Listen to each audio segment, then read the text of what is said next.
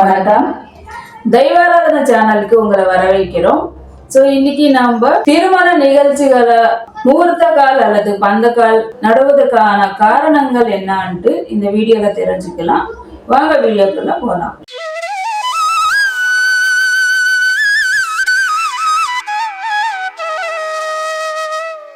திருமணம் போன்ற சுப நிகழ்ச்சிகள், கோயில் திருவிழாக்கள் போன்ற இடங்கள்லாம் விழாக்கள் தொடங்குவதற்கு முன்னாடி இந்த பந்தக்கால் அல்லது முகூர்த்தக்கால் நடும் நிகழ்ச்சி நடைபெறும். இந்த நிகழ்ச்சி மங்கள நிகழ்ச்சி உறுதிப்படுத்தப்பட்டதற்கான ஒரு அடையாளமாக இது கருதப்படும். பந்தக்கால் அல்லது முகூர்த்த கால் ஏன் நடக்கிறார்கள்? திருமணத்திற்கு முன்பு வீட்டின் முன்பு இந்த பந்தக்கால் நடும் நிகழ்ச்சி நடைபெறும். பந்தக்கால் நடுறது, அப்புறம் மாவிலை தோரணங்கள் கட்டுறது, இதெல்லாம் நம்மளுடைய வழக்கமா இருக்குது. இந்த பந்தக்காலுக்கு மூங்கில் பொதுவா மூங்கில் மரங்களையே பயன்படுத்துவாங்க. இந்த மூங்கில் மரத்துல நல்லா சுத்தம் பண்ணிட்டு அதுல மஞ்சள் குங்குமம் வச்சு பூக்களால அலங்கரிக்க வேண்டும்.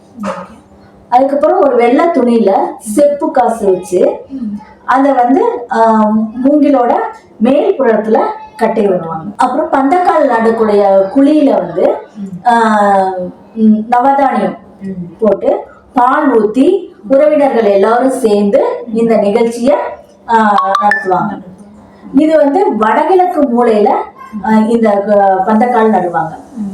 இந்த வடகிழக்கு மூலைங்கிறது ஒரு ஈசானிய திசை. இந்த ஈசானிய திசை சிவாம்சம் கொண்ட உடைய தேவர்களுடைய திசையா நடைபெற போகும் திருமணம் இறை அருளாசியோட மணமக்கள் இன்புற்று மகிழ்ச்சியாக வாழ வேண்டும் அப்படிங்கிறதுக்காக இந்த பந்தக்கால் நிகழ்ச்சி நடத்தப்படுது.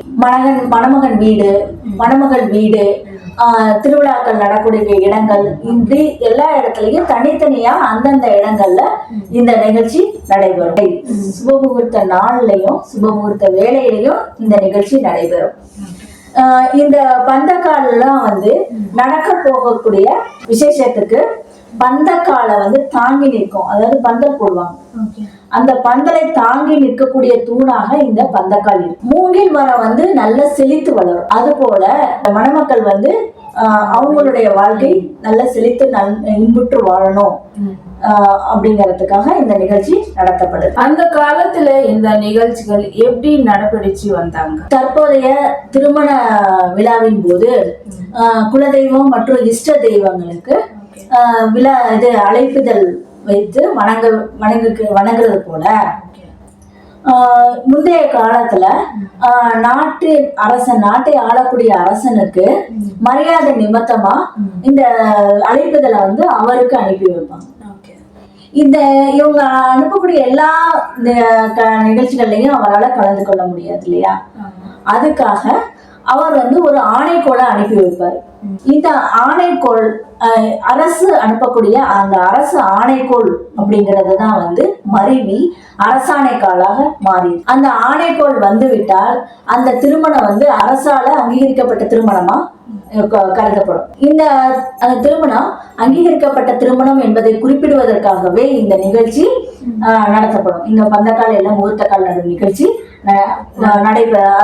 வழக்கத்துல நடக்க ஆரம்பிச்சிருச்சு. கண்டிஷ்டி விலகி நடக்க போகும் சுப நிகழ்ச்சி நல்லபடியாக அமையவும் மணமக்களுடைய வாழ்க்கை சிறப்பாக அமையவும் இந்த நிகழ்ச்சி நடத்தப்படுது.